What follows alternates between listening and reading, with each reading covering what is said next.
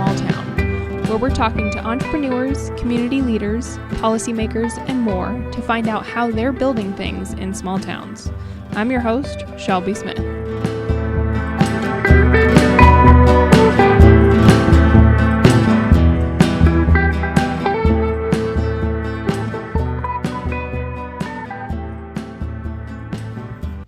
All right, welcome back to the Building in a Small Town podcast. I am joined with a relatively local guest. I mean, you're not Collins proper, but you're pretty close. Jenny English of Well+Fed. Thank you for being here. Thank you for inviting me. I'm super excited. Yeah.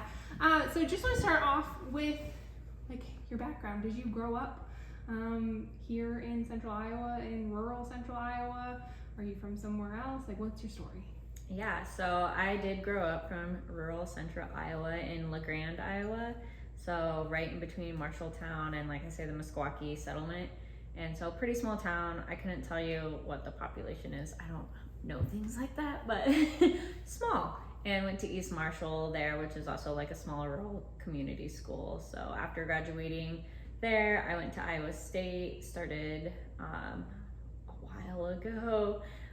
2007 is when I went to college, and really at that time I wanted to be a veterinarian, and that's like what I was going to school for. I was also in the Iowa Army National Guard, so I was still doing like my drill weekends and stuff like that through college. I did a year overseas in Afghanistan, came back, finished my last year of college, and decided after having that year break, like, man, 4 more years of vet school and it sounds like a lot of money and a lot of time. So I ended up graduating with my 4-year degree and getting a job back home, like in the Marshalltown area, as a banker. Or not a banker, but like a teller, a bank teller. So nothing to do with animal science at the time, but I had done an internship where I worked with Iowa Select Farms and loved the internship, like learned so much about like rural Iowa agriculture, like pigs. I did not grow up on a farm. My grandpa had like a chicken farm growing up and stuff, but he was pretty much out of that business when I got older.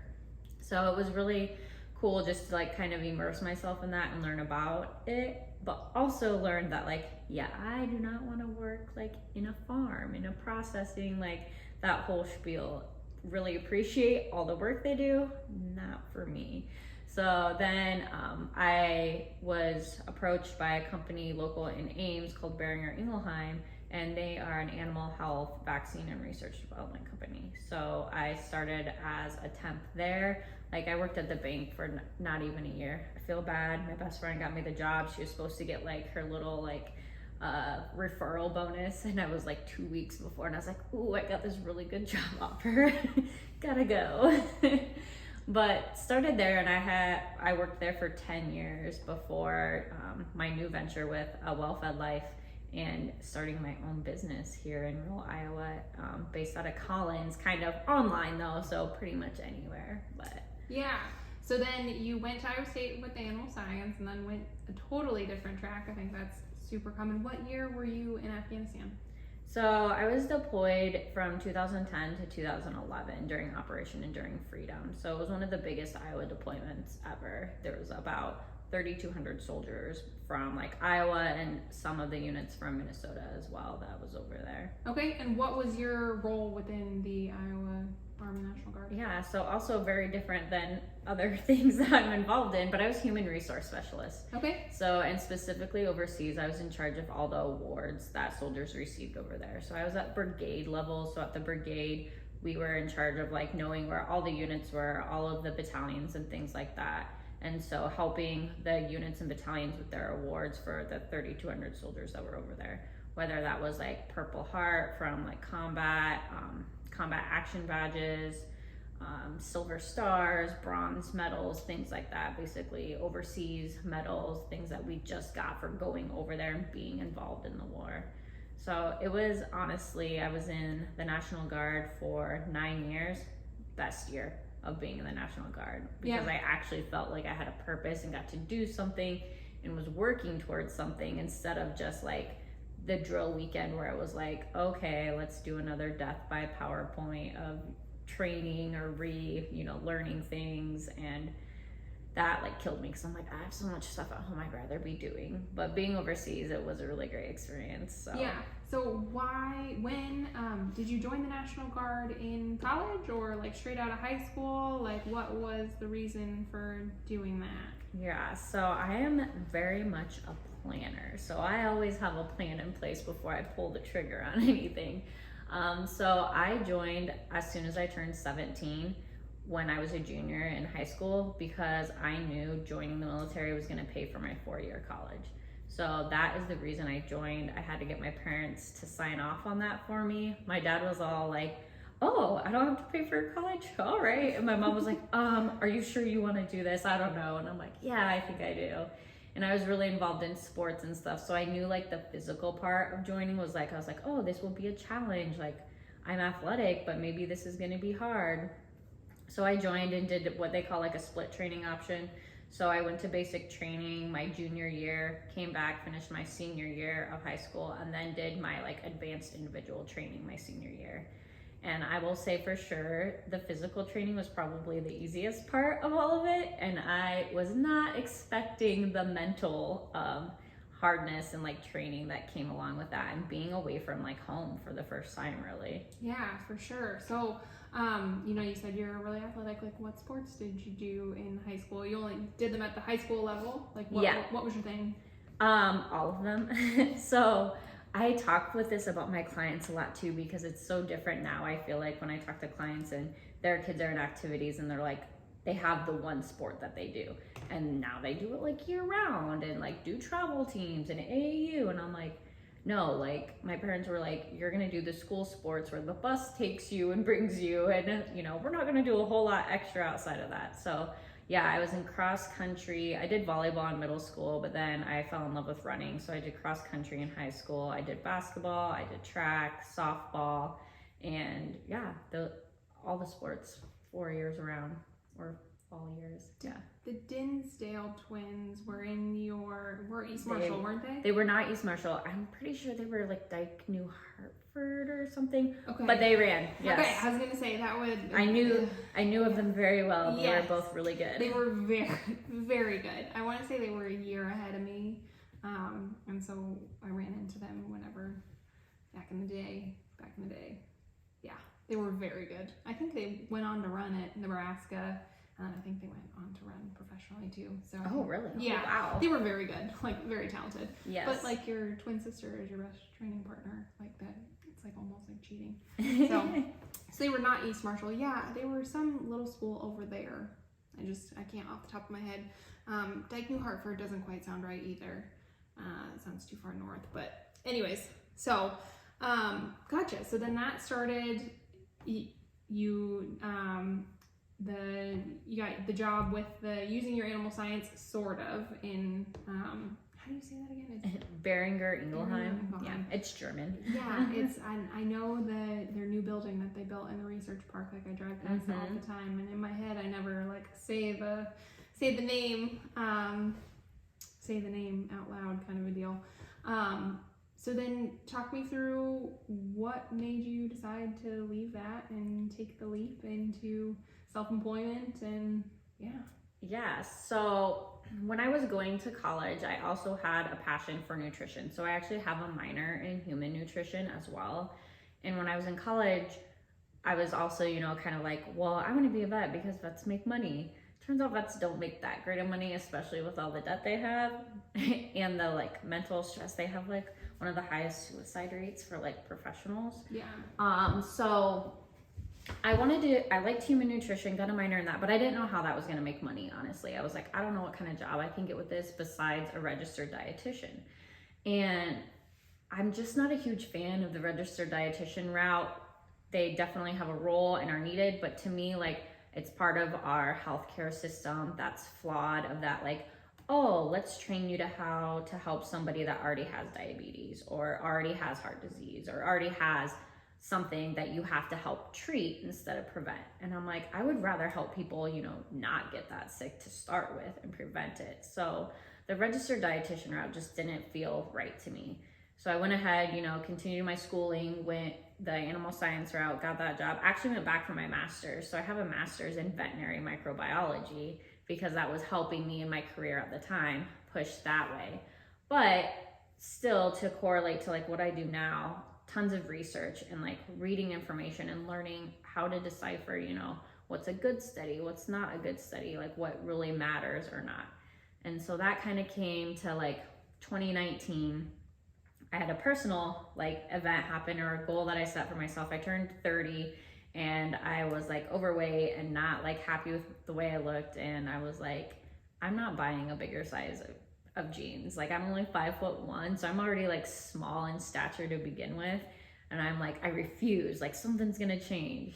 So I put it on my bucket list to do a bodybuilding competition.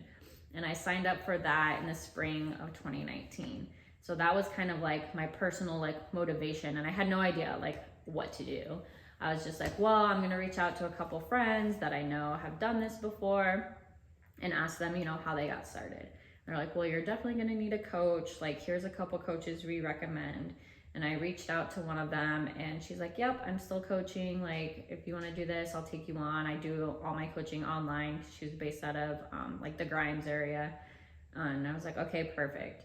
And so I signed up and did like 16 weeks of the training where, I mean, it is pretty intense of tracking your food, working out. And I really wasn't doing a whole lot before that. Like I love food and I've done stuff before. Like I've done Beachbody, I've done CrossFit, never stuck with anything.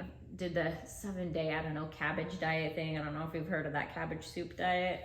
I've heard of it secondhand. Yes. Yes. Me and my friend would try and do that. And then, but this actually really worked, it turns out. So it helped keep me accountable and I really saw results. So I was able to like step on stage in 2019, was super proud with like how far I came. And I thought it was going to be a one and done, like, all right, check this off my bucket list. But throughout the whole process, and then just like the community of the bodybuilding world was super like empowering and exciting. And I was like, oh, I really like this. Like, I want to see if I can do better next time around. So now I've been doing bodybuilding for like the last 5 years. And that's kind of what like re-sparked the like drive of like, I really like this as a passion. Like I really like the nutrition side. I honestly don't like exercising that much, but it has a lot of benefits and I always enjoy it when I'm done exercising. So that was where people started asking me, right? Because I would like share stories and stuff. When I was doing my first bodybuilding, like I didn't really tell anybody that I was doing it because I was like, what if I fail? Like, let me just do this, you know, behind closed doors. My family and friends, close ones knew and stuff, but afterwards, then I was like, yeah, I did this. And people were like, oh, wow. Or like they could tell like, oh, you lost a lot of weight. What did you do? And so kind of just started like helping more people, like just by answering questions like that. And then I asked my coach, you know, like, well, what did you do for the nutrition side of things? She's like, oh, I got a certification as a nutrition coach. Like this is the, you know, certification that I use. And I was like, oh, okay, cool. So at that time it was Precision Nutrition, and that's where I signed up to get my nutrition coaching certificate back in like, I think I signed up for it in the fall of 2019. And then like most things, if you don't have a plan and it's like self-led, kind of like online courses in college, it's like procrastinating until you have to get it done. Except for this, there is no deadline. So finally I was like, oh my gosh, I just need to get this done so I can say that I have it. And so I basically, like most of my other classes, I just took all the quizzes and was like, let me just see how I do. And I passed. So I was like, all right, cool. Now I'm certified. Now what do I do? And that was where it was like, okay, I don't know how to like make this a business or make money out of it. Kind of going back to that original thought when I was in college. And so I started like looking online and stuff and following some people, listening to Mind Pump Media. Like we talked that we both listened to that podcast. And they brought Jason Phillips on. Have you? Okay. Yep. So I've been listening to them since like 2015. So okay. I did a bodybuilding competition in 2015, so Ooh. totally relate. It was one and done for me though. Oh, that's awesome. We'll have to talk more about that. Mm-hmm. So Jason Phillips came on and did an interview and talked about Nutrition Coaching Institute. And I was like, all right, like this sounds interesting. And that was like probably, I was like looking back through some of my notes when I was like doing my goal setting this year. And I think it was like in 2017 when I first heard of him and like signed up for his first like free masterclass. And honestly, to this day, I like still haven't like opened that and looked at it, but it's on my list to do. But that's where I started listening to him more, and he was putting out information of like how to actually make it a business. And so fast forward, you know, like I said, that was 2017, basically 2020, before, you know, the world changed, as they say. I was looking into like, okay, how can I like start making a transition? And so I actually, looking right over there, I read Rich Dad, Poor Dad, and recommended by my realtor friend, and found out that I'm like, yeah, I think I want to get into real estate, like investing, and kind of use that as an opportunity to make some passive income, because I made really good money at my BI job, and like, how do I transition? I'm all about budgeting. And so my friend, she helped me get involved with some investment properties in 2020. So that is kind of like another like business kind of that I have going on too, but that helped start bringing in some like extra income basically. And then the real change came when my company said that everyone had to be mandated for vaccination. And if you weren't going to get the COVID vaccine, then you weren't going to have a job anymore. And that just really rubbed me the wrong way. I won't get into it, but I got an exemption for religious purposes, saying, you know, like, no, I don't have to be vaccinated. Because to me, it's like, that's my body, and like what I do with it is my choice. And like, how dare you try to tell me like I need this vaccine, knowing like I'm a vaccine researcher. Like, I know what vaccines are good, what ones you should really get, what ones, you know, should be optional. And so that was just very stressful time for everybody. But for me, I was like, I don't like this. Like, I don't want to work somewhere where I feel pressured that I have to do something. And I had a lot of colleagues that felt pressured to get it, even though they really didn't want to, or had like other health concerns where they were like, you know, what if this happens? And there's basically like, nope, you know, there's no exemptions besides this route. And so when that happened, like, I had to then be like tested every time I came on site. I had to wear an N95 mask all the time, even though like our site, like everyone had already had COVID, you know, and everybody else was vaccinated pretty much but me. And I could still be off site without a mask with coworkers, or I could be in a private office room by myself without a mask. And I'm like, this does not make sense, people. It doesn't. And so that really like drove me to be like, okay, like if this comes, you know, again, or like gets worse, or like this doesn't work anymore, what am I gonna do? Because I was willing to let that job go. I was willing to stand my ground and be like, no, like this isn't okay. And what really sucked for some people is that like rule or whatever didn't even hold up for a year before they removed the mandatory vaccination and decided that, oh, we don't need to mandate it anymore. And we have a bunch of European colleagues, and it wasn't mandated for them. It was only the US. And we have some federal like contracts and stuff. So I think that came into play. That is my own personal thoughts. I don't know that for sure, but that's how I felt about it. So I started trying to build my business up with my nutrition and online health coaching, using Nutrition Coaching Institute's programs. They have like a business mentorship program specifically for nutrition coaches. And so I got involved with that and basically meet with them at least twice a year on like quarterly, like 1-day business deep dives, they call it, to be like, okay, what's your strategy? Where are you going? And doing courses and actually following through with the courses, because you have to be there like online to move forward. And that has really been like the greatest like thing to help me get to where I am. So finally, again, I like to plan, and like I don't make big decisions just because I'm like, oh, this sounds fun. But May 1st of this past year, so 2023, is when like I quit my old job. That was my last day, was April 30th, and I went all in on like, all right, I'm gonna run my own business. And honestly, I absolutely love it. I don't regret it at all. I've never looked back and been like, oh, what would it have been like? Like, it's been really great so far. Yeah. Wow, that's awesome. What a cool story. So do you remember then your first paying customer? Oh, I do. Yes, I do remember my first paying customer, because it was before I was even like officially like a coach and like marketing myself. it was back when like people were just asking me for advice, and I had someone reach out and she was like, hey, like I'm looking to get healthier, like would you help me? She's like, I'm willing to pay you. And I'm like, yeah, for sure, like you're my first customer, and honestly I'm not even like officially certified, which no one even cares about that or asks, but it's still good to have. I was like, yeah, I'll like cut you a super sweet deal just for like entrusting me to help you on the way. So that was probably like 2018 or something like that. That's who I would consider my first like true customer. Yeah, your first, I always say like your first paying customer is literally the first person who pays you something for your service, whether it be, you know, not even what you're offering these days, or even if it's less than you should have charged them sort of a situation. Like your first customer is your first customer. And I find most people remember their first one, but just wanted to see if that was the case with you as well. So then the bodybuilding thing, what division were you bikini? I started out with bikini, and then 2020 I prepped, but then I never competed because of COVID.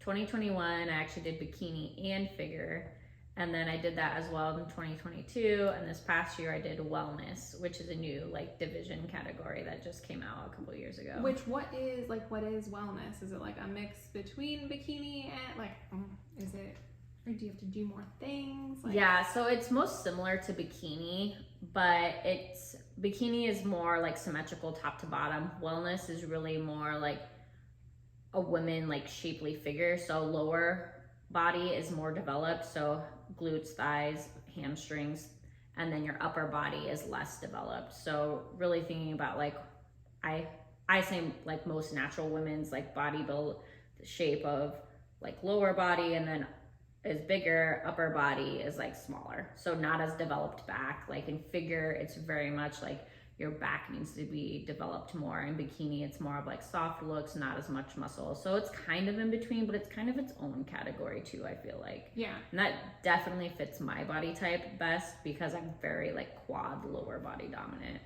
Yeah, and it's figuring out what your, yeah, like you said, your body type and what look you prefer and what level of leanness you have to get to, and everything else. Yeah, it's its own beast, but cool. So what do you really like about the bodybuilding space? Like, is it just you like the transformation, you like the discipline, you like so one thing I will point out, because I know like from talking to other people too, so the bodybuilding I've done is NANBF, it's natural bodybuilding. So a lot of times when people think of bodybuilding, they automatically think of like steroids and like taking drugs and things like that. So there's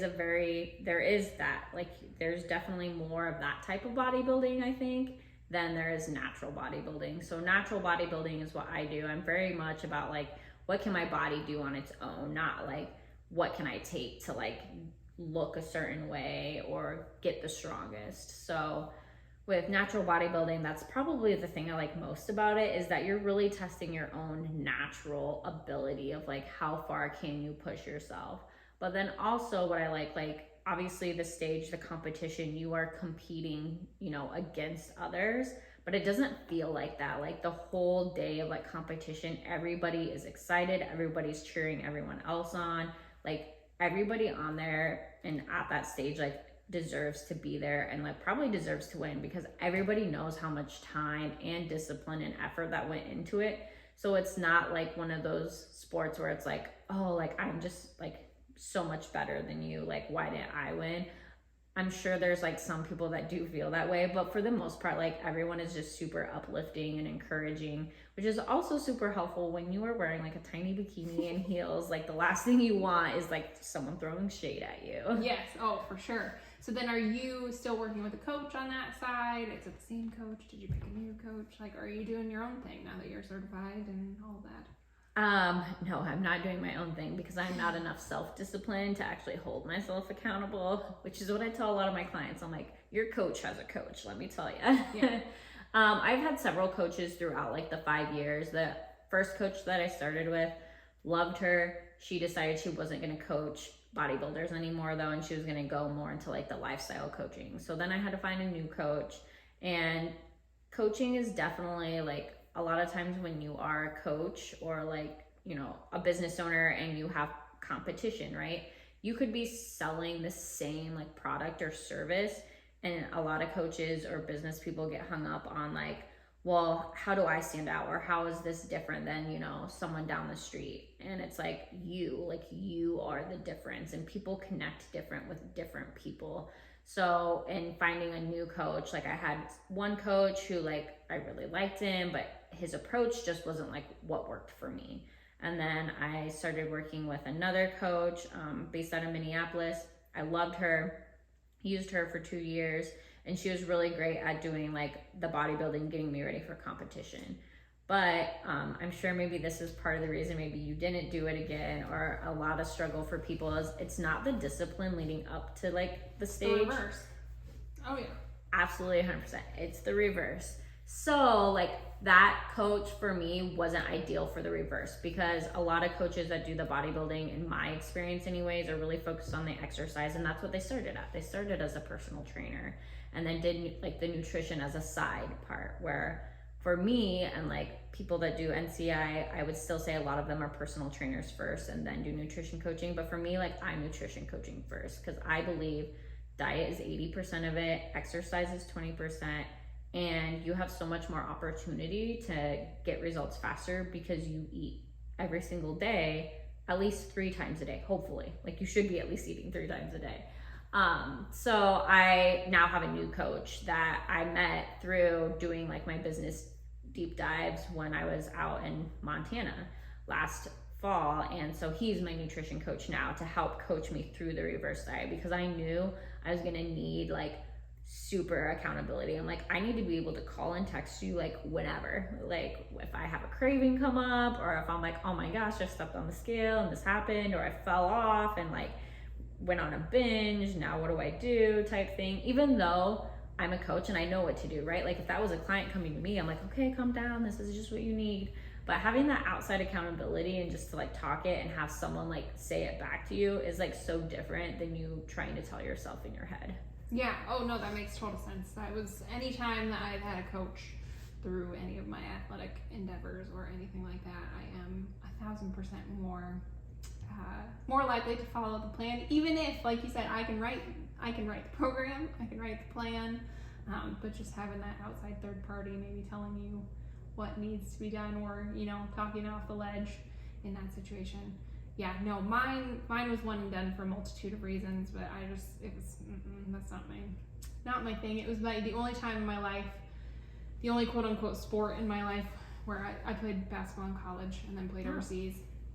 So I did that, and I tore my lateral meniscus in my left knee first season over in Ireland, and so then I decided to do the bodybuilding thing because non-lateral movements didn't hurt, but you know. Which also really sucks about bodybuilding though, because I always, with all my coaches, I was like, can we build in some lateral movements, because it hurts afterwards. Like you're just not as functional. You are not as functional at all. But for me, that worked out great, you know, and it really helped with the rehab to get everything really strong, because obviously I was a Division I athlete. Like I was on a strength and conditioning, like I had that all 4 years, and then going overseas didn't necessarily have that, and so fell off of it, got injured. Anyways, got into the bodybuilding thing, did a bikini competition, ended up way too lean, didn't have a coach, did my own thing. Yeah, terrible idea. Yeah, but you did your own thing, man. I like, know. That takes discipline. I know. I was 25 years old and just like an idiot. But anyways, so yeah, and I did not enjoy it. I mean, it was interesting to watch my body transform, get that lean. Ended up running a 19-minute 5K during peak week, which was a horrible idea. Like I raced a 5K on peak week. Oh my god. Yes, like there's a lot of things that I did. Like looking back, I'm like, you were an absolute idiot. But I just didn't enjoy it. I didn't enjoy like the getting dolled up thing. Like was not my thing. So, but then I got into obstacle course racing and ultra marathons and powerlifting and all the things. So I commend you for like sticking with the bodybuilding thing, because it's definitely a different lifestyle. Like it takes a level of discipline that I think most people can't do. So when you're doing a typical prep, are you doing a 12-week prep, or are you doing a 16, 20? Yeah, so again, like I always feel like I am not typical. So a lot of times people that I've met anyways in bodybuilding, the ones that do it like year after year are very regimented of like all year round, right? If they're not in a prep phase, then they're in a growth phase, and they like stick to their routine.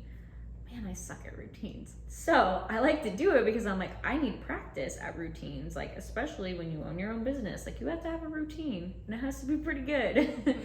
So I usually do like a 16-week prep, if not a little bit longer. Like this last one I started June 1st, and my first competition was at the end of September. So I think that it was like 16 to 18 weeks, somewhere in there. So, but before that, like I always like, which is what I wanted to be different this time around, was like the reverse diet process. Again, like we talked about, it's hard, like, and I've never feel like I've actually like done it successfully. So this time coming into prep, I was like, the end goal is not competition. It's not to, you know, get your pro card and like be able to compete at the pro level. It's to reverse successfully. But I know like this is part of the process to get me there. And then at the time too, I was like starting my own business. So I was like, okay, I can use this time to like market and like tell my story, and this is how I'm doing it. None of that happened because I'm sure if you remember with your prep, it's like you have too much going on in prep to like think about while you're cutting calories and stuff. It's like, okay, I don't really actually have the extra energy or brain space to be like, oh, let me like talk about this and write up things. And so I'm still going to do that, but it's going to be from, you know, like a reflective standpoint instead of like in the trenches doing it. And this prep was different because I did it in the summer. So usually I prep, like right now, I would be in prep January to like May. It's usually when people are like not doing a whole lot because like we saw out there, yep, it's still snowing outside. And so you're not as active like with social events and things. So it's easier to like be disciplined with yourself. But the problem with that is then once you're done training and restricting yourself, it's summertime and it's like game on. Like there's barbecues, there's the lake, there's like all kinds of social get-togethers, vacations. And that's where like I would fall off because it's just too hard to like resist all the temptation when you don't have to step on stage and you're like, hey, I'm done. Like I get to enjoy myself. So this time I decided to prep during summer and compete in the fall because I was like, then my reverse diet process is going to be the time where there's not a lot going on. If I can like make it through the holidays, like I'm going to be pretty good. So that's what I did this time around. And so far, like it has worked way better than my previous reverse diets and process like that. The prep went way better than I thought it would because I do like ragbri. We went on a vacation to Tennessee. My brother got married. Like we do a big family lake weekend over the 4th of July. So I had a lot of activities where I was like, okay, like I need to like not, you know, go off the rails. And like I basically didn't drink all summer. And I thought it was going to be a lot harder than it was. It was actually like really easy. Yeah. Probably because I did, you know, preps before that. So like I knew what to expect so I could like moderate it better. But it went really well and I felt like a lot more balanced in it. I didn't feel like I was missing out. I could go to activities and enjoy myself and not be like, oh, like I can't have this or that and things. It was more of like a choice, not like I can or can't do it. Yeah, awesome. Well, and it's, I think, I imagine, as with anything, you know, the more you do it, the better you get at it, the more you learn your body, the more you figure out what works for you and what doesn't. So yeah, like I said, I commend you because it is a different lifestyle, one that I don't know that I could do. But let's talk about your business, about, you know, what do you offer folks? Like you do the nutrition side, so do you like bring them in for 12 weeks? Do you bring them in for 16? Like, are you doing that sort of a thing? Or is it very open-ended of like, come work with me as long as you need to work with me? Like what does that look like? Yep. So with my program, the Well+Fed Life program, it's usually a 6-month program. And I started out as a 3-month program. And the reason I switched to 6 months is for when I did 3 months because I just wanted like people to get in, and it's a lot harder. We were talking about like lowering the barrier earlier. Like people can commit to 3 months, but committing to 6 months is like, you know, that's a bigger commitment. But that's what people truly need to get the results they want. And the key, keep the results, right? So again, the reverse diet process is so important. And even in bodybuilding, like you still have to do that like in a lifestyle approach, which is what I do with my clients. So So it's a 6-month program and it's cut into like 3 different phases. The phases themselves are like fluid of how long those last, because it definitely is very personalized on people's goals, but also their habits and like how willing and able are they to commit, and how much previous experience have they had. Have they tried personal coaching before? Have they tried different diets before? Like, how are they coming to me? Like, I had a recent client that came from me and she's like, I've been doing keto for like years. She's like, I always see great results. I lose a ton of weight. And she's like, but then I gain a ton of weight back and then some. I'm like, so is it really great? Like, is it really working for you? And she's like, yeah, no, it's not. That's why I'm here. And I'm like, yeah. So starting her, like, we were able to, usually the first phase is like metabolism restoration. Like, we need to fix your metabolism because chances are you've been chronically under eating and or doing like fad diets, yo-yo dieting, restrict binging, and we need to build your metabolism up so it feels safe to lose weight instead of trying to force it to lose weight in a starvation mode, which is like what most typical diets like promote. Cut calories and you're gonna lose weight. So my approach is different in that, like, hey, let's eat more calories and I promise you, you're gonna lose weight. And a lot of times clients are like, how is this working? Like, I don't understand. I'm like, it's science. I love science. But that's the first phase of just restoring the metabolism. And then we actually go into like a weight loss phase after they have a really solid foundation and are like consistent with habits. They're consistent with hitting macros, with hitting good protein. I always push protein on my clients because most of us do not eat enough protein unless you're tracking it and trying to eat protein. And then workouts. So even though I am nutrition coaching, I do workouts as well. They're all online, like they do them on their own, so I don't train them. I use Mind Pumps programs, so the MAPS programs that they have, I use those with my clients because why reinvent the wheel when there's these experts that like made the great programs. So I use those. I have like an online coaching platform. Everything's online or virtual, so I don't ever meet with my clients unless they're like local and we, you know, meet on occasion or whatnot. And then the last phase of that 6-month program is the most important phase. Again, like I don't want someone to come to me and be like, oh, hey, I met my goal weight, you know, like I'm done, thanks for your help, and then leave and then come back 2 months and be like, oh my gosh, I gained it all back. And it's like, yeah, there's this part called the reverse diet. Like we need to do that. So that's why like it's a 6-month minimum commitment so we can build back out of that diet phase and then get them to a healthy lifestyle integration where they don't have to be so restrictive, where they can enjoy things and not like feel like they have to diet, but maintain the results that they got and not like pack back on the weight as soon as they quit the diet because all they want to do is eat everything they told themselves they couldn't have. Right. Yeah. So then, what has been the most successful way for you to gain clients? Like advertise? Has it been sharing on social media? Has it been, you know, where you're working with the wellness center now, you're on the wellness center board, but you did mention that all of your stuff is virtual, so hypothetically you can have clients from anywhere. So what way have you been connecting with potential clients? Like what's been your pipeline builder? Yep, definitely social media. So I have a Facebook community called Metabolism Makeover for the Overthinker. And that is, you know, a free community where anybody, women focused, can join and just a ton of free value. So I truly believe, like I said, right, like everyone connects differently with people. So you have to find a coach that connects with you. So being able to like have a space where I can connect with people and show them like, hey, this is like what I provide, giving a lot of free value and resources to kind of build that trust, but also that relationship, and to let them decide like, oh, is like this someone I want to work with, or is there someone else? Because I can tell you like there are other coaches that do what I just explained as a program like everywhere. That's what we learn in the Nutrition Coaching Institute of like, this is how you should program your nutrition coaching. But it's really about like connecting on like a personality level. And so, yeah, the social media, I definitely say my Facebook group and like word of mouth, having friends invite other people.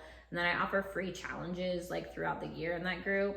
And I would say as far as like my pipeline, that's probably where I get most of my people that turn into clients, because then they get a taste of it, right? Like they do a 21-day challenge and they actually see results and they're like, hey, this is working. Like, imagine if I worked with her one-on-one, like how fast could I get my results? How much could I see a difference besides trying to like do it on my own, which is always like a struggle, which again is like why I have a coach. Even with, you know, talking about small businesses, I strongly believe if you're starting a strong business, like you need a coach or you need a business mentor or you need somebody to help you if you want to do it and not like be beating your head against the wall trying to figure it out on your own. Yeah, for sure. Take advantage of other people's mistakes, if nothing else, kind of thing. It'll save you the heartbreak and the time. So then when somebody's working with you, like, is it weekly check-ins? Like, are you giving them a plan for a week? Are you giving them a plan for a month? Like, how does that work functionally? Yeah, so with my program, so there's an online coaching platform that I use, and then there's also Chronometer, which is a free food tracking app, so like anybody can use that. But that's the app I use with my clients to track their food. And then in the online coaching platform, that's where their workouts are at. We track water, steps. Sometimes certain clients will have specific habits or goals that they have, so we can put in things to help build them towards those goals. And then we do a weekly check-in. And that is one thing that I will say for me as a coach and for being coached, that I think is one of the most valuable things is having my one-on-one check-ins weekly or like a video call. Like I want to see your face and I want to talk to you in real time. It's not an online form where you like send it, submit it, and you wait for my response. Because I find people hold themselves a lot more accountable when they're like, oh, like we are actually meeting face to face. Yes, like here's what I didn't do. I am sorry. Yes. And they stick to it more. So again, it's really about accountability. So that's why for me, like I'm all about like the checking in face to face. Now, obviously, like if someone has vacation or other things coming up, there's online check-in forms and other options. But I really stress that like in all my online like client intakes, like, hey, like we need to pick a time and date and like we set that in the calendar today. Because even saying like, hey, we have one-on-one check-ins weekly, just let me know week by week, like when we're gonna check in, isn't like as accountable as like set date and time every week. Like this is the commitment you're making. Right. Yep. I can see, yeah, that would, like you said, face to face, it's a lot harder to be like, I'm really sorry that I didn't do what you told me to do in here. I could see where most people would then maybe put in a little extra effort to make sure that that's a better check-in. Yeah, well, and it helps too from my standpoint as a coach, because if they didn't make a habit, you know, or they didn't do what I asked them to do, we can talk about it more in like a conversation of like, okay, well, why didn't you? Like, what do we think we can change for next week to like improve the chances of you actually completing that goal? Or do we need to, you know, cut that goal back? Maybe it was too ambitious, you know, and we need to adjust it. And that is a lot easier to do on a one-on-one call back and forth instead of like trying to message back and forth on like an online check-in form. You just don't get as much data. And again, like I'm a researcher, so I'm all about the data and using that to progress our program and whatnot. So based on that, like usually it is like week by week, we're adjusting things or changing things. There are certain things in the program that it's like no matter what, every day, like I want you to do these things, so that doesn't change throughout the program. But literally pretty much every one of my clients' programs looks different because that's what it's supposed to be. It's supposed to be personal and individualized. So it's not like, you know, the 8-week transformation program that you can buy online and they give you the meal plan and they're like, literally follow these steps and do these workouts. Like, it's not that, because everybody, again, is different. Some people like certain workouts. Like, I love yoga and I get so excited when I have a client that's like, yeah, I'll do yoga. I will say most of my clients are like, ooh, I'm not a huge fan of yoga. And I'm like, dang it. Okay, well, how about you just try it for me? Tell me what you think. Yeah, 10 minutes and come back to me. Yeah, okay, that's awesome. So no cookie cutter programs for meal. Everything's very individualized. And so at this point, how many clients do you typically run at a time? Like I imagine there's only one of you, so you do have a maximum. Yes. So is there a max that you will take on at any given time? Like, are you at that max right now, or do you have some availability? Tell me about that.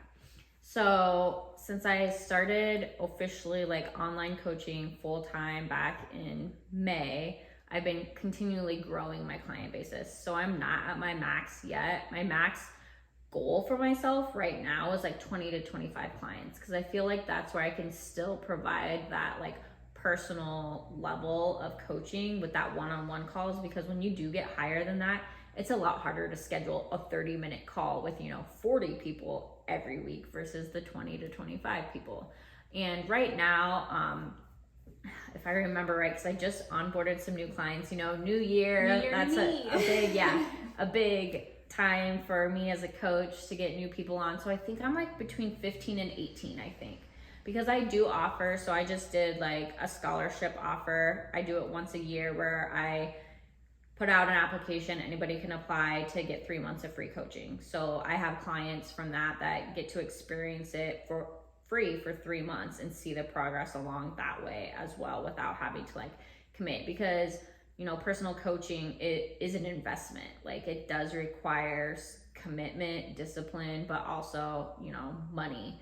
And so that doesn't work for everybody. And I still believe that everybody should be able to reach those goals on their, health journey and take ownership of their health. So I do that scholarship once a year. And then also usually when I run my challenges, the challenge winner, that's what they get as a prize. They either get $500 cash or 3 months of nutrition coaching.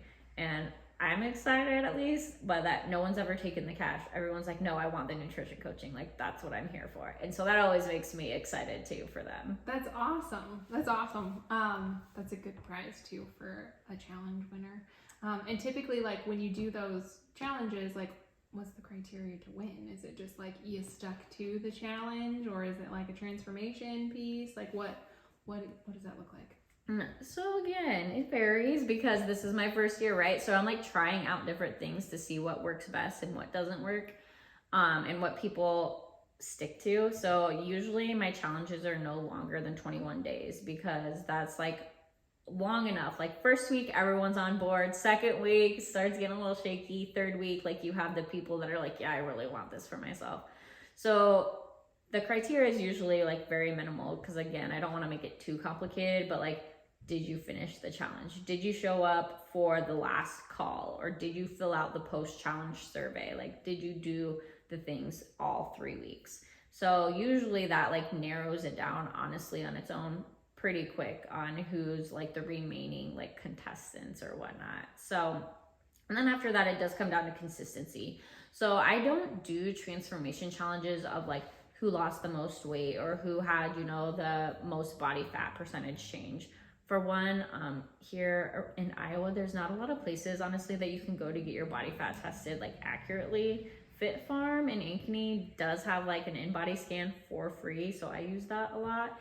But a lot of my clients don't have like close access to that, so that wouldn't work for them. But really it comes down to habits. So a lot of my challenges are habit-based and being able to do those consistently. So I would say that, and like being able to actually complete the challenge is like the bare minimum requirements. Follow instructions. If you follow instructions, your chance. Yeah, you have a really good chance. Yes.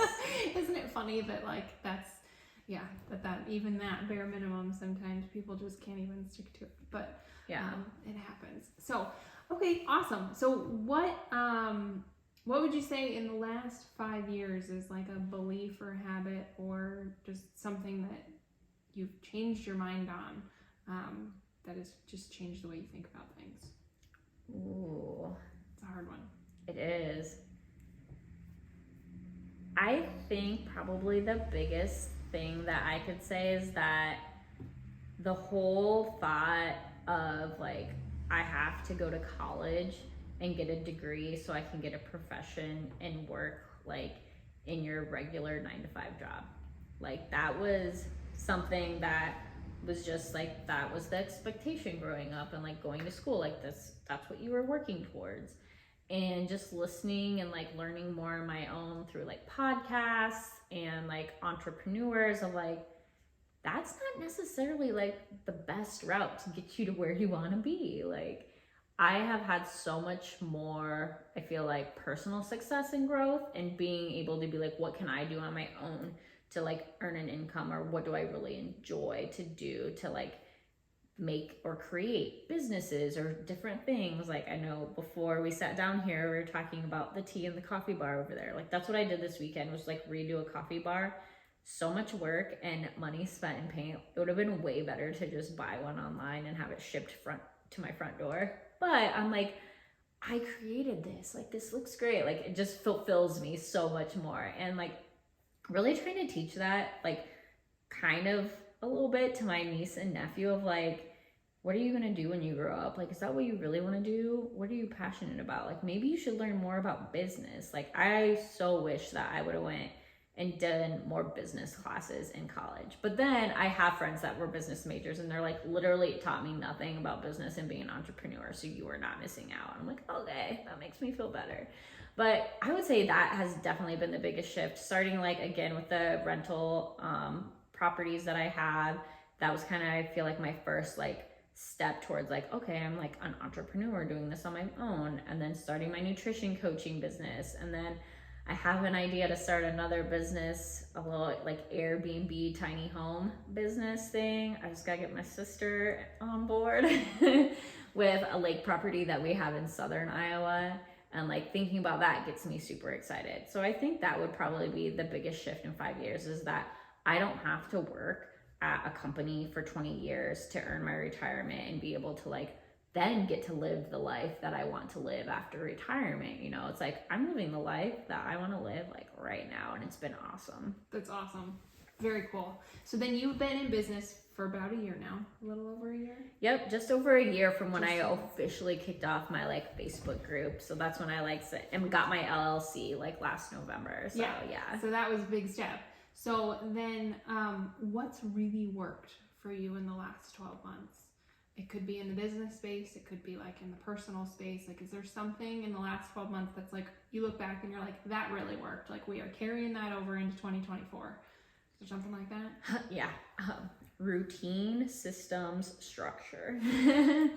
I think too, a lot of times with like entrepreneurs, they tend to have like a personality or thought process of like, this is exciting. Like, I want to do this. Let's jump in and just get started.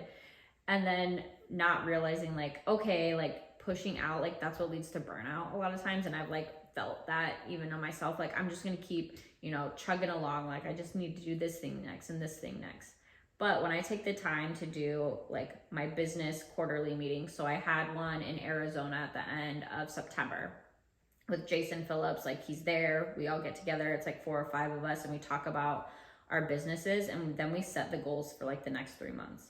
And like having that clarity, that focus, intention, like these are the things that I need to do to move the needle forward, has been like the biggest game changer. Instead of being like, I gotta do this, like, and getting distracted, like shiny object syndrome.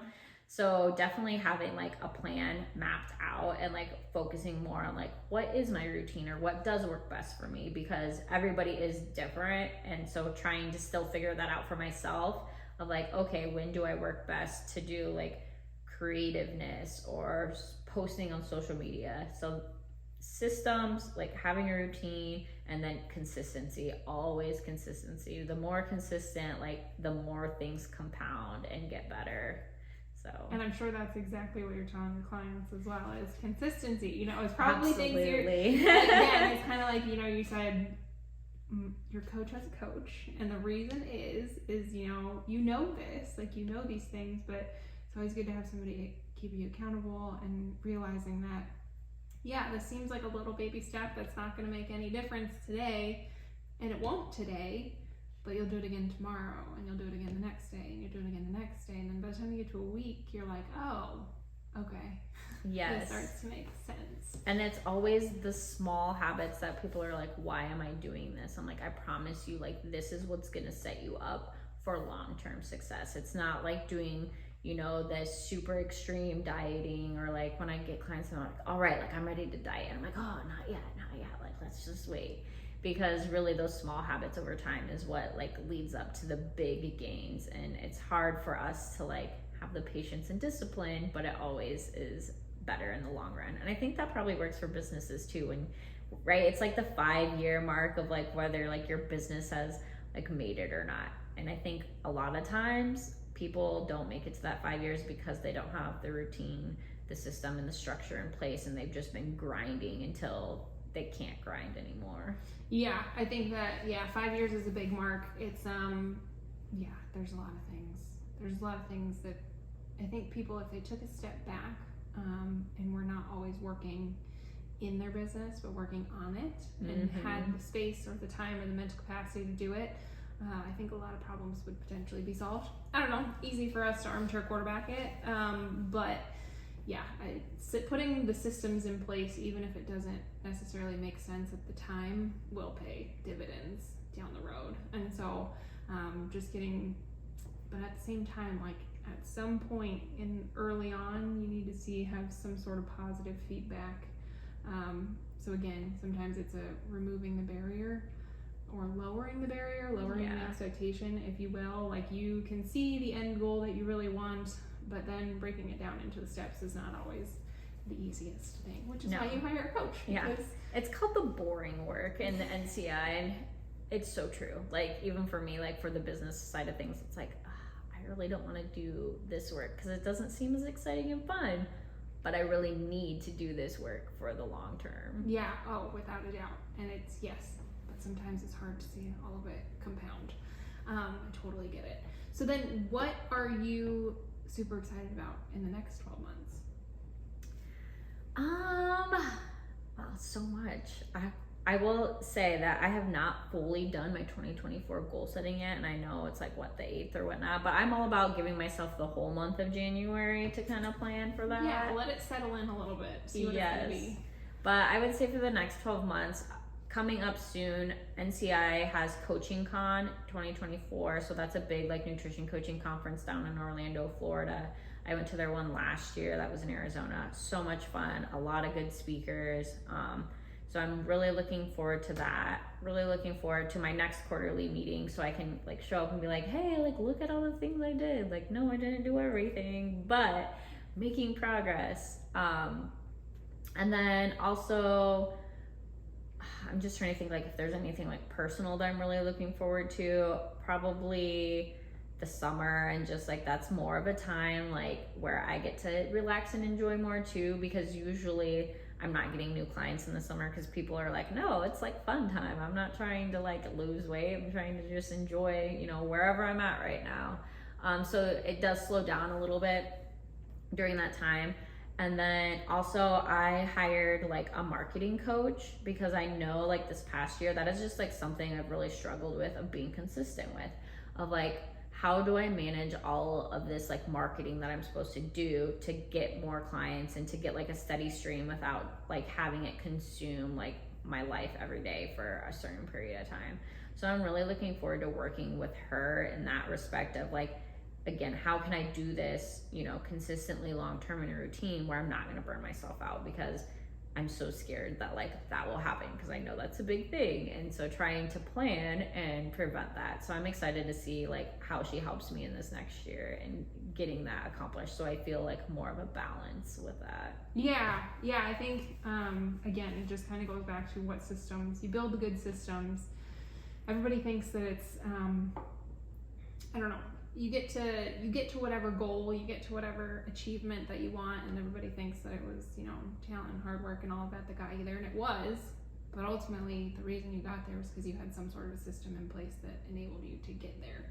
And I think the systems don't get as much credit as they perhaps should, because without the system, sometimes you get lucky, like sometimes, it happens. You do, and you can make it pretty far, I feel like, without a system. But then as soon as like you want to get bigger or like something comes up, then it's like, oh my gosh, I wish I would have had that from the beginning. And I've heard that so much from like other entrepreneurs, like of like, what would you do differently kind of thing. I'm like, okay, like I really need to do that. And I'm like 50-50. Like I'm like, I still need to get systems in place, but I also still need to like generate some income and stuff. So it's a balance. It is a delicate balance of figuring out and looking long enough term of like, is this system, do I need to upgrade the system yet? Like, does it make sense? At what stage does it make sense? And kind of mapping out those milestones I found. There's some things that you have to advance if you would like to get bigger, but some things you can just leave alone and realize that it's a flawed system, but if you get bigger, you'll fix it. Yes. Sort of a situation. So speaking of like getting bigger and all of that, like what is your big goal with Well+Fed Life? Like do you you want to reach your max capacity, obviously, of 20 to 25 clients at any one time, but then like do you want to expand this into like hiring other coaches to be able to do that, or are you looking at remaining a one-woman show? Like what's the plan? Yeah, so this was actually a question at my one-on-one in September that I had. If they're like, so what's the goal? What's the game plan? Because I totally thought, I'm like, well, it would be awesome, to have, one assistant coach and kind of like have, build up the clients and do all that. And they're like, but is that what you really want? Like, do you really want that? Or like, because they know me from like telling, meeting with them before and stuff, they're like, you have other interests too, right? Like, are you really interested in like building this huge company? And I'm like, okay, no, not really, honestly, you're right. I'm like, I enjoy the coaching aspect. So sometimes people get into coaching, they're like, I like it, but I don't love it. Like I would rather be like the business leader and have assistant coaches underneath me, but I do really love it. I love connecting with people and helping them on their journey. It's been so rewarding, like super gratifying. I'm definitely one of those people that I'm like, if I give, then like I receive so much more, I feel like. But ideally meeting that 20 to 25 clients, and then instead, which is what they kind of like proposed to me, I'm like, ooh, you're right, like that is actually what I'd rather have, is like an assistant or a virtual assistant or like a marketing person to do the social media stuff for me, to do like the Facebook reels or the Instagram and stuff like that, where I can just focus more on my clients and then they can kind of do like the client acquisition for me. So that would be like where I would see like transitioning of having like a virtual assistant to help with that side of things, because that takes a lot of like time, energy, and effort. And I am kind of a perfectionist, so I get really sucked in. Like I know we were talking about editing and stuff, and I'm like, I just eventually have to tell myself to stop. Just, it's good enough, just go with it. So that would be like big goals, max out with those 20 and 25 clients, and then have like a virtual assistant, because I do have other ambitions like outside of nutrition coaching that I would also like to pursue or follow. So yeah, like what? Tell me more. Yeah, so well, the one I kind of hinted at, like I'm probably gonna make my sister watch this podcast, but the Airbnb like tiny home thing, that would be one avenue that I would really like to follow and kind of like put together a business plan of like, what would this look like? Does it even make sense? Like, would we actually make money off of it? So that's one. Another one that is like just another, I guess, like passion of mine is that I signed up, but again, like self-led, man, you gotta have a plan or it doesn't get done. Signed up to get my substitute teaching certification. So I do really enjoy working with kids too. And I definitely believe like it's a lot easier to start a good habit than break a bad habit and incorporate a good habit. So being able to kind of influence kids in that aspect, and knowing like I have a lot of family that are teachers and stuff, and knowing that the school system has its own many flaws, but being able to kind of give back in that way of like, hey, I could like substitute teach whenever I want. I live in Maxwell, like 2 blocks from the school. So I'm like, it's super convenient and you can pick up hours whenever. So like for me owning my own business, it'd be like, oh, if I had a slow day, like, yeah, sure, I'll pick up a day and go substitute teach. And knowing at least like, when we were in school, substitute teachers usually were like, press play, watch this video. Yeah. But I'm like, man, I could like be like, oh, let's talk about nutrition. Let's talk about health and exercise. Let's talk about these things that they're not traditionally like teaching you on how to actually do these things in school. So that is something I want to do and kind of pursue too, just as like, not like a job, I guess. Like I wouldn't look at it as a job, I guess. It's just like, I want to do this and give back and kind of have an opportunity to make some extra bucks whenever I felt like it. Yeah, very cool. I like it. You seem like any other entrepreneur where you have lots of ideas of other things that you would like to build. Seems like we just can't sit still with whatever we're working on. We're like, well, I could do this and I could do this. And so it sounds like a natural fit for you to be an entrepreneur. Yes. Without a doubt, whether you knew it or not back when you were going through school. Yeah, I definitely did not know it back then. That's okay. Most people don't. And I do think that there is definitely value with going out after college and working for someone before you start your own business. I tend to steer college age kids who are like in an entrepreneurship sort of a course study, I say go work for somebody. Just go do it. Yeah. Don't care if you stay there for 2 years. I don't care. Go work for somebody. See what it's like to just do it. You may get there and you may decide, you know what? This like every 2-week paycheck thing, pretty nice, pretty great. I get to go home, leave it at home. Like that might be a better fit for you than just jumping out and starting your own thing. So, yeah, very cool. Is there anything else that you want people to know about? Oh, I don't know. I feel like we covered a lot. Yeah. And I talk a lot. So you're probably like, oh my gosh, lady. No, you're supposed to. That's why I started the podcast. I wanted people to come on and have a platform to talk about. Yeah, I guess the one thing I would like to say or mention is like just kind of going back to like health and taking ownership is that I am a strong proponent of like finding out what works for you. And that might not necessarily mean going to your doctor and asking them for diet and exercise information, because that's not their specialty. Like that's not what they were trained for. And I think in our like modern healthcare system, for whatever reason, that's what we've been led to believe, right? We just go to our primary care physician for everything. They're supposed to know it all. Well, they don't. Like their nutrition education is very small in their vast education that they got. It's like a semester, maybe. Like I look back at it and I've talked to like friends that are doctors and stuff. It's like I have more nutrition like knowledge and education than they do. And it's not like their fault. Like that's just not what their passion was or what they went to school for. So they are important for helping like if, you know, certain diseases and things like that. But as far as like preventative health, like you are your own advocate and you know your body best, like more than anyone. So like if you believe something is wrong, then like something is probably wrong. If someone tells you like, oh no, it's fine, or it's just in your head, or like, well, maybe it's this, like here, we're gonna give you this medication, and you're like, oh, well, I don't really know, then like go ask and get a second opinion, or go find, like I'm really a big proponent for like functional medicine doctors too now, especially because they work with you, they teach you, they educate you, and like being able to take back your ownership of your health and actually understand what's going on, I feel like is gonna be the best for your health overall. Yeah, totally agree. Totally agree. All right, awesome.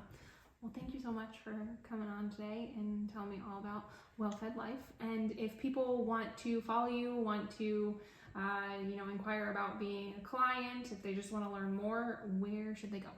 Yeah, so on Facebook, I mentioned the Facebook community, Metabolism Makeover for the Overthinker. That's the community that you can join for free, a lot of resources. That's where like I put the promotions out for like the challenges, recipe packs, things like that.